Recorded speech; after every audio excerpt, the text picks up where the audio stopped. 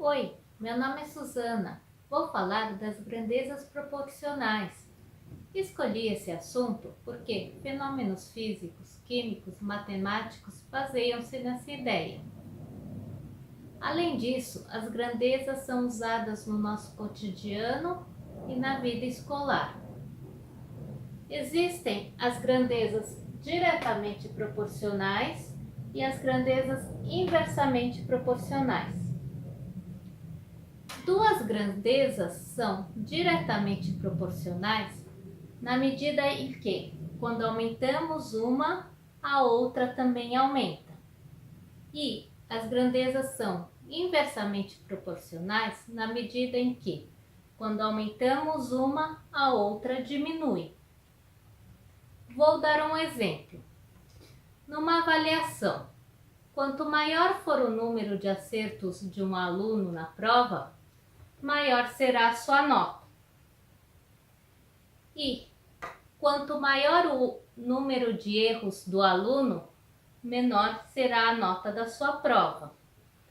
Então, podemos definir da seguinte maneira: grandezas diretamente proporcionais são aquelas em que o quociente das grandezas é uma constante, ou A igual a K vezes B.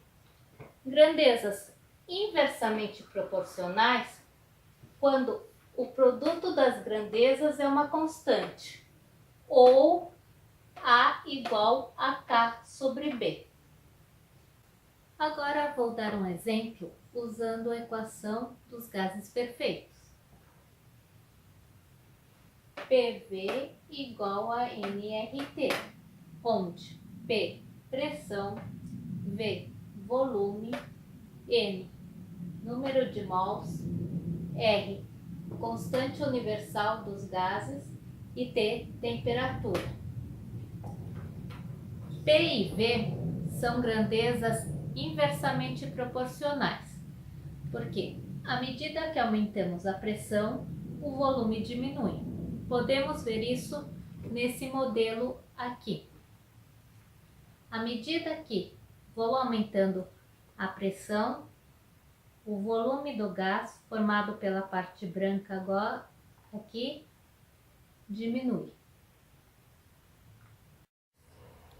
Apropriando-se da mídia e da tecnologia, podemos ver esse modelo construído pelo professor Stefanelli.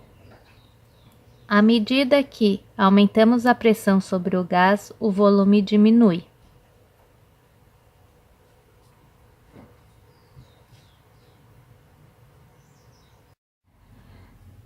Para finalizar, deixarei um resumo: grandezas diretamente proporcionais. Quando uma grandeza aumenta, a outra grandeza também aumenta.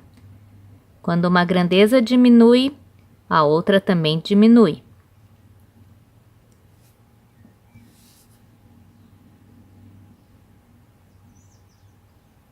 Grandezas inversamente proporcionais. Quando uma grandeza aumenta, a outra diminui. Ou quando uma grandeza diminui, a outra aumenta.